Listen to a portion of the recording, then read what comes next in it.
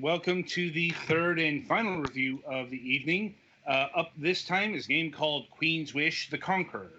So, the Queen's Wish: The Conqueror is the latest RPG from Spider Web Software. If you're not familiar with this developer, this is kind of their thing. They've been developing indie RPGs for about 20 years now. I think they got their start in like 2001. I do know they put out a ton of, quite a few of these RPGs. They're all pretty much the same in terms of visual style. You know, other sorry, their previous franchises are Avenarium or Avernum, however you pronounce that. It's a made-up word, so your guess is as good as mine. And Avdon, the Black Fortress, or the Avdon trilogy.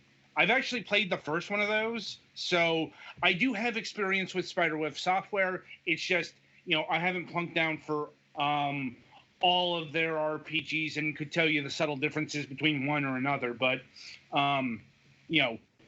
playing Queen's Wish here, I was reminded of Avedon. It's like, I think they pretty much use the same graphical set from game to game. And I think the inventory management is different. It's been a long time since I played the other one. There are things I remember about it. There are things I do not remember about it. But this all seems to be in keeping with their aesthetic and idiom and all that. Though that is not to say that they aren't bringing new things to the table with Queen's Wish. It's like I spotted it. I did spot what they added pretty quickly, and that is very light elements of city management. So, and that'll go into the story. You're not specifically a conqueror. That is to say, you're not the traditional ideal of a conqueror. You are the lackadaisical third prince of an empire called Haven. Mm-hmm. Your job is to go to a place called, God. Once again, it's this is one of those words that's made up, and I'm not exactly sure how to pronounce it. Sacramentarium or Scaramentium. You got to go to this island. You've got 3 vassal states on it. About 20 years prior, there was an event called the Cataclysm. You gotta love how some names are really easy and some went full on fantasy. But the Cataclysm was some event of great dark magic that made the crops fail. Made your forces weak via the fact that they couldn't get fed and disrupted trade, and basically your presence in this land has been rotting away for about 20 years. And then the queen wakes up one day and says, you know what, I'm gonna send my lazy son to fix this mess in order to teach him how to not be a lazy bastard. This seems like a foolproof plan. It's like, what could go wrong? And the question, I suppose the question there is more, that's up to you. Because, this is an RPG in more of the classical sense of the word. Like, your character beyond the Prince of Haven is up to you. In turn, you get to name your character.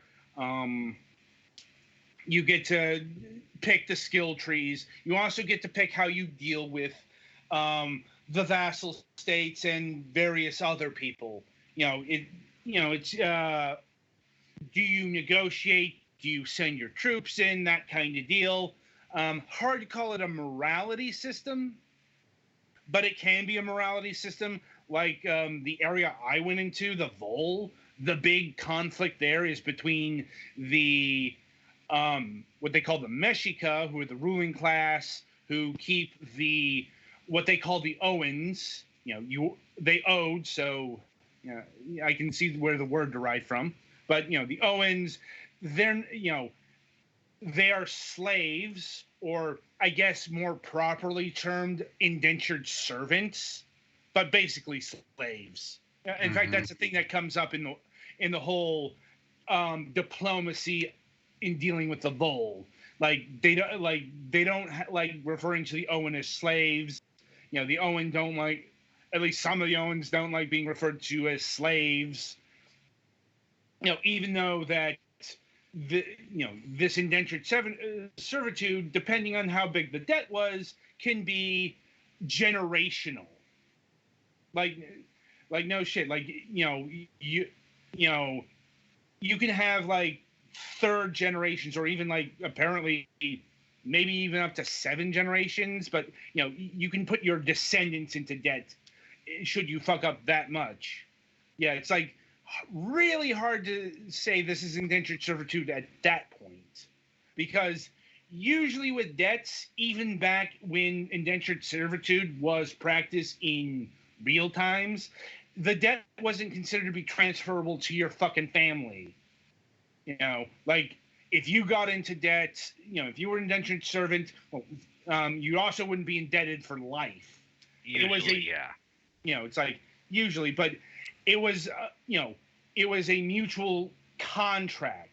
I'm not saying that's how it ended up here, but I'm just saying what they got in the game is much closer to what actual slavery is than what the idea of indentured servitude is. And let's see, you do get companions of a sort. That is to say, any characters who are not you, they're complete fucking blank slates. Like, you don't get companions who are characters to themselves. In fact, that they're not characters at all. They are just people who exist to help you out in battle. Once again, not the first RPG to do recruitable blank slates as your avatar. Looks over at Disgaea. Well, no. Well, that's a reference to Ultima. Ultima did this. In fact, if this game were set back in the 80s, it'd probably be considered a step forward in terms of character progression, because your main character actually has a defined trait or two. You are the Prince of Heaven, and you are fucking lazy. Trust me, that's more than a lot of the RPGs back then gave you. Yeah. Indeed. Even up to the 90s and shit, you'd still get completely, undefined characters. And you're given 3 characters at the start to join you. You can have a party of 4. It's like, and as you go throughout the world, you can recruit characters from different areas who will have different powers. Whether like not so much class powers, but like area powers. I forget how they define the term. I'll be honest, I didn't recruit anyone from another area, because by the time I got there, all of my characters were like level 6. It's one of those great RPG conundrums. Oh, sure, I could get rid of this character that I've been spending hours upon hours building, and get somebody with some different skill sets, or I could not do that and keep the character I've been building for hours and hours. I'm like, once again, that's more a problem with the genre than anything else. It's like, yeah, I wasn't personally, I wasn't recruiting any other characters, because permadeath isn't a thing here. If your character falls in battle, they are unconscious. You just go to the inn, or you go to one of your forts, and they'll be right as rain. So I didn't see the value in switching up characters just because I could get some new powers. just a question of investment. Now, in terms of how you can build up your characters, well, let's see. You got your fighter, you got your magic user, your wizard, and you got your cleric, healer, and purveyor of buffs and that sort of thing. No rogues, no thieves here. And this is also one of those games where you're not really confined to a class. In order to use like mage gear, you do have to put points into magic. If you want to use better fighting material, but you're not precluded. Just because you pick the mage tree, you're not stuck with it. Like you can put points into everything if you want. Granted, that'll also get you the jack of all trades, master of none scenario. Granted, I'm not sure if there's a level cap on this, or rather, I certainly didn't play far enough to where I encountered the level cap, and I put about 30 hours into this game. Jesus. Yeah, I was I wasn't even a third done with the game. I was hitting the 30-hour mark. Like I said, this is a fucking RPG. If you want to spend some time with a game, Spiderweb Software's got you covered. I mean, I looked and I put about 82 hours into Avedon. So no 20-hour lengths here. I mean, I suppose you could book it because I was taking my time. But it's also, this is another one of those RPGs where you are is going to determine the strength of the enemy. And, it's pretty easy to encounter areas that you might be under leveled for. And you can get through them, but it's like you're going to have to do some finagling, save scumming, basically, to make sure you can get through the thing. Because here's how dungeons work. Honestly, I wasn't a big fan of how dungeons worked in this, because when you get into a dungeon, you have to engage, you have to beat it in a single go. You have to beat the boss, otherwise enemies will respawn. Not every encounter. I did test that. Like, some encounters would not respawn, but some would. And it doesn't explicitly say which ones. You can generally figure out, like, if it's an encounter that was narrated, you're probably not going to encounter that a second time.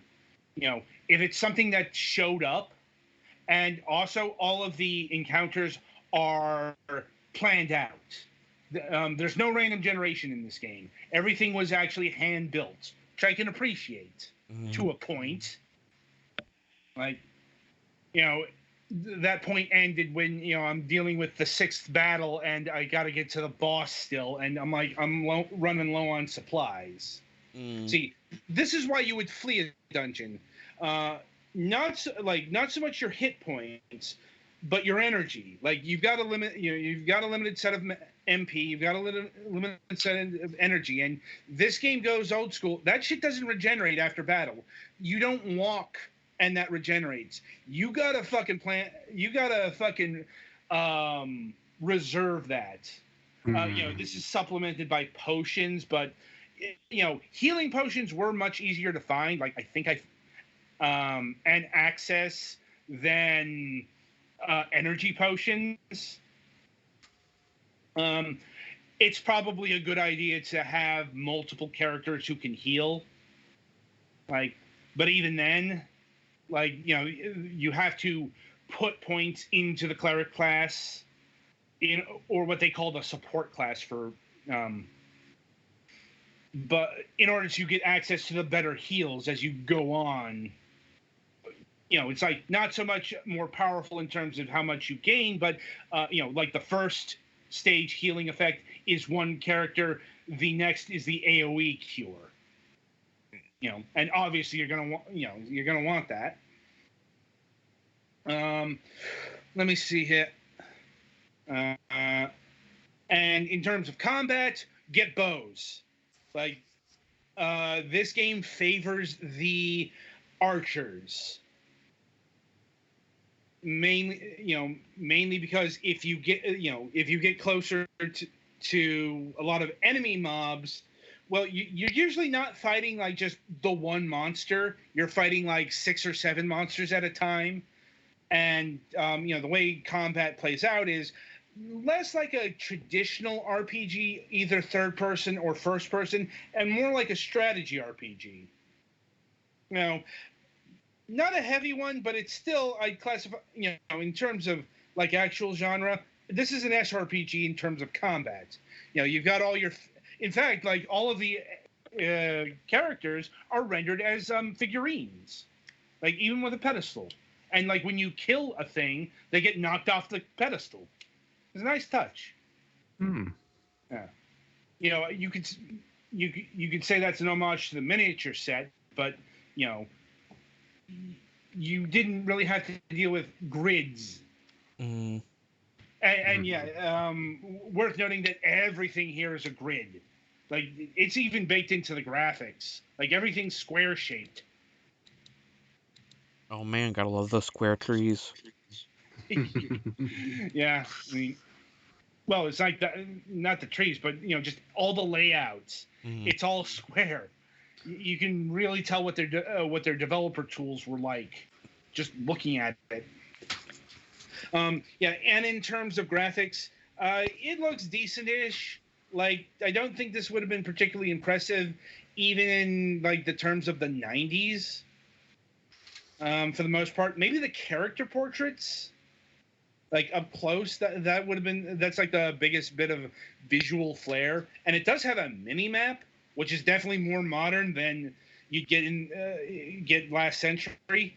My problem with the graphics has to do with the text, specifically the size of the font. It's way too fucking small. I had a problem with this with their other game. It's not bad in short bursts, but the font was small enough for me where after a couple of hours I had to put this down, or my eyes were hurting, just because it was that much of a strain to look at and it's not just looking at the text, you're reading the text, because this game's graphics are basic enough where a lot of the atmosphere, a lot of the flavor of the world, it's all in the text.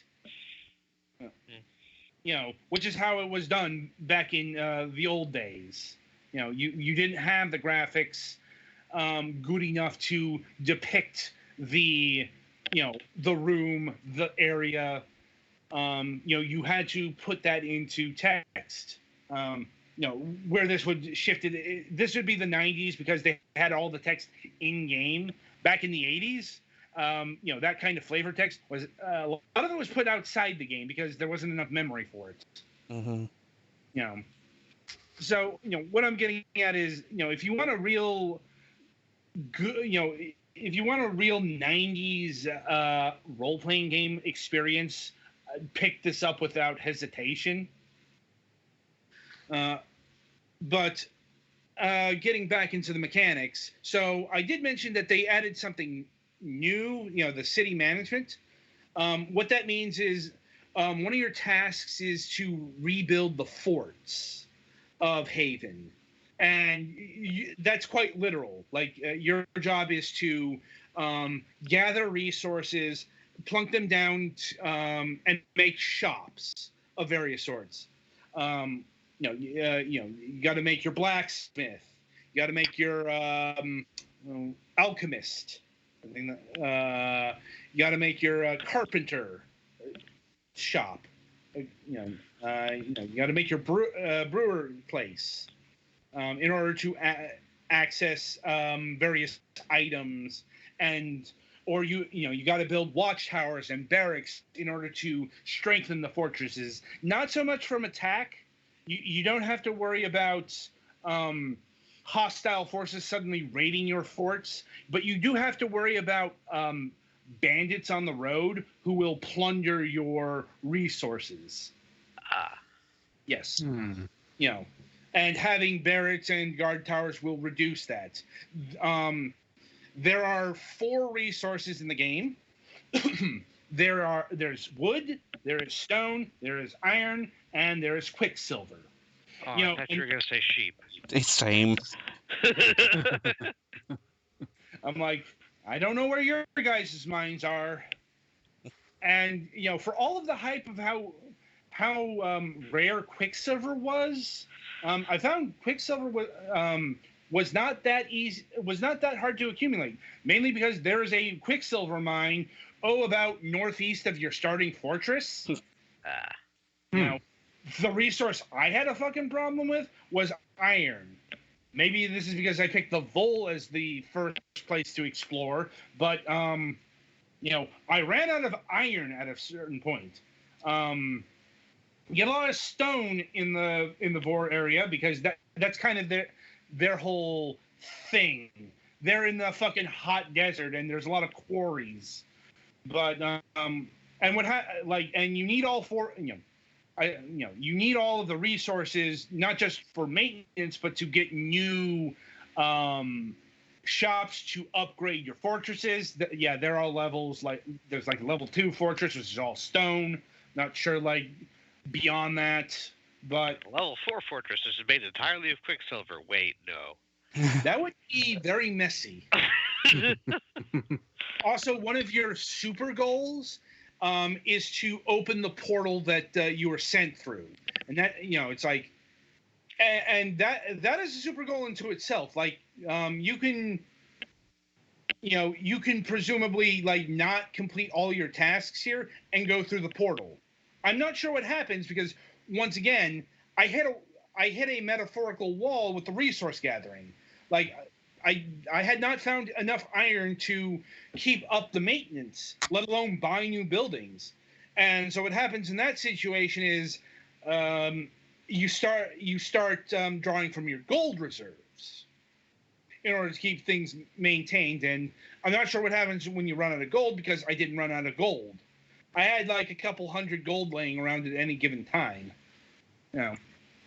Because this is one of those games where, you can buy the items, buy the powerful items in the shops, or, you can find them in the dungeons. Mm-hmm. That certainly happened to me. It's why I didn't have to buy all that much, truth be told. And also, if you have problems finding wares in your own stores, there are, you've got the vassal villages, you got merchants, out of the way who will sell you shit. Also, you can gather resources in dungeons and such, like their treasures, or their rewards for completing quests. Still, my estimation was I think I would have enjoyed this game better had the city management elements not been included. They're just so half-baked that I barely paid attention to them most of the time because they weren't really worth paying attention to 90% of the time. Just weren't. Like, I was more concerned with doing the more traditional RPG stuff, like going on quests. Also, it's worth noting that what your prince does affects the mood of your people and thus resource gathering. Like, if they think your character is being his lazy self, like not going on adventures, that will decrease the will. There's no like meters of showing the happiness of the people. That kind of shows you how spot welded these mechanics are. Music. So this outside of like the beginning, like the title, there's no music in this game.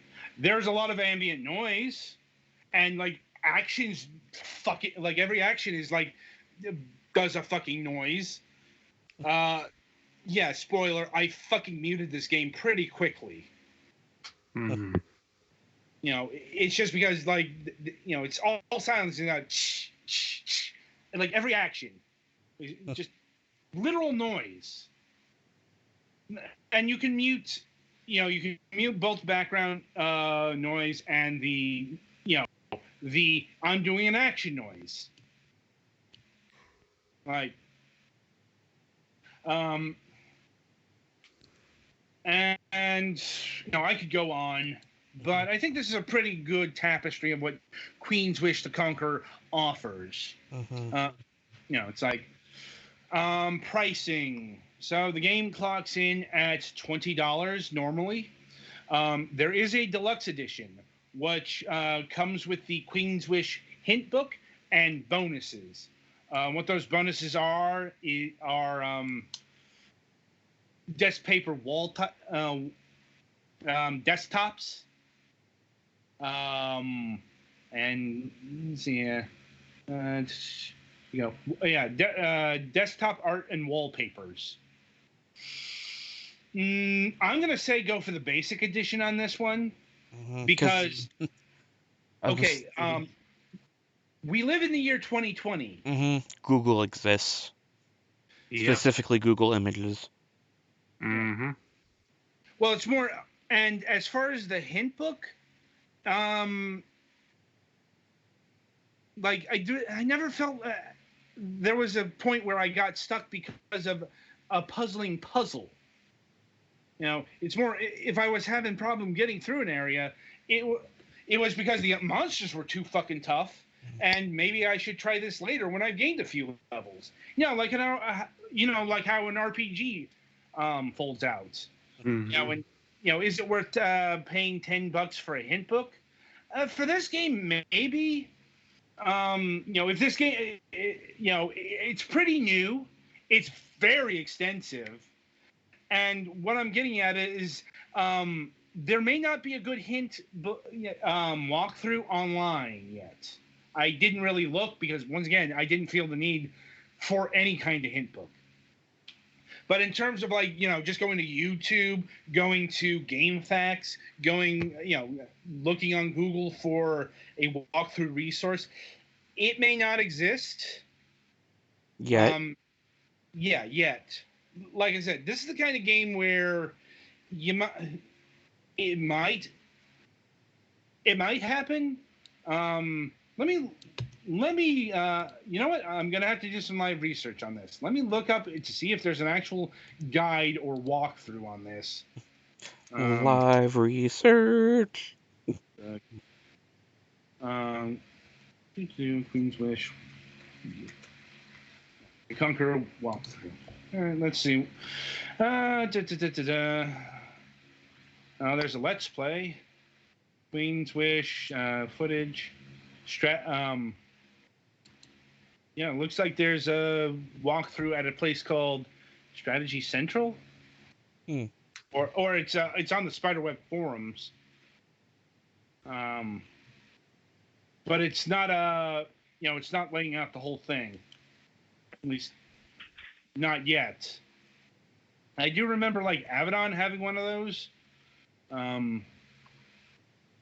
Let me check GameFAQs, see if they have built anything yet. I mean, keep in mind, even if there's a FAQ, not necessarily finished. I've encountered that before. Yeah, it doesn't look like any.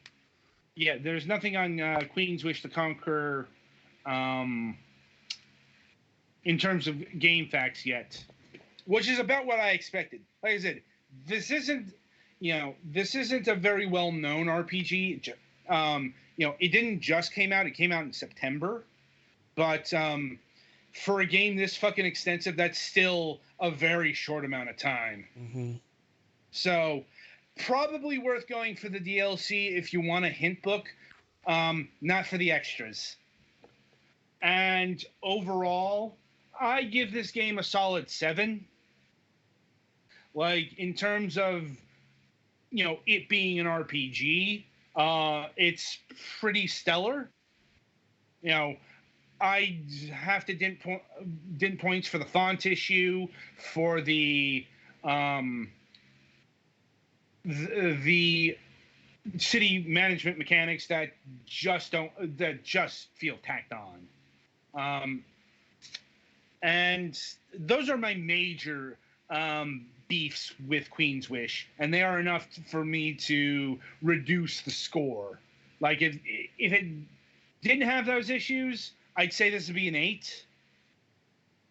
And yeah, that it's like this is a game that's worth picking up. It's not too expensive in terms of RPGs. Mm-hmm.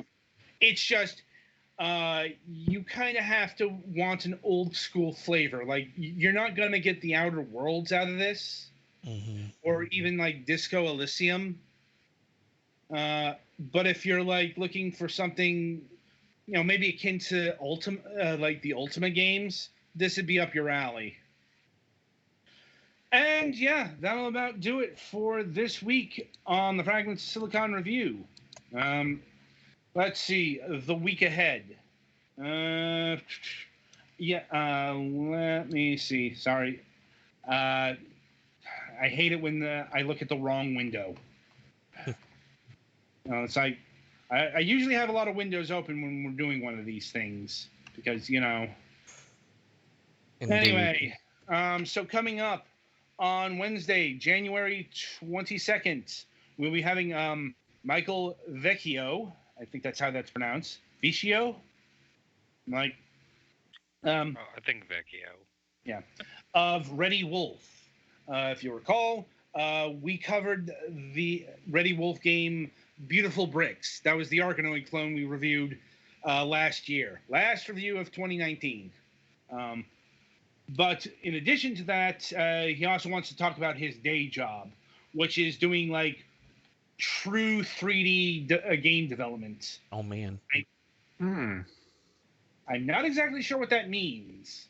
We'll find Like- out on Wednesday. Yeah. In fact, he already sent me a few clips of that. Still waiting on the Beautiful Bricks footage. He's sending footage for reasons. But anyway, let's see. And coming on Friday, January 24th, we will be having Adrian Marple of Version the Game. I'm putting that there because the developer and the publisher is just listed as Adrian Marple. Mm. Yeah. A Version is a new puzzle game. Don't know too much about it yet, just because been trying to secure everything, and that just happened a couple of days ago. So I haven't quite had the chance to look into what that, what kind of puzzle game it is. Outside of it's like a 3D puzzle, didn't see that much. But I'll certainly know more by Friday. And yeah, until next time, I shall wish you good gaming.